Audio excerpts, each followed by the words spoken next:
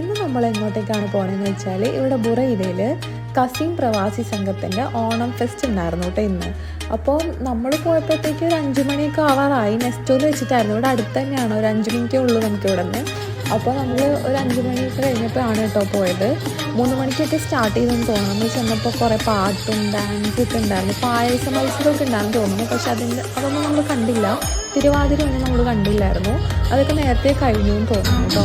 അപ്പോൾ നല്ല രസമുണ്ടായിരുന്നു. നാട്ടിലെ ഓണം മിസ് ചെയ്തെങ്കിലും ഇതൊക്കെ കണ്ടപ്പോൾ ഭയങ്കര സന്തോഷമായി.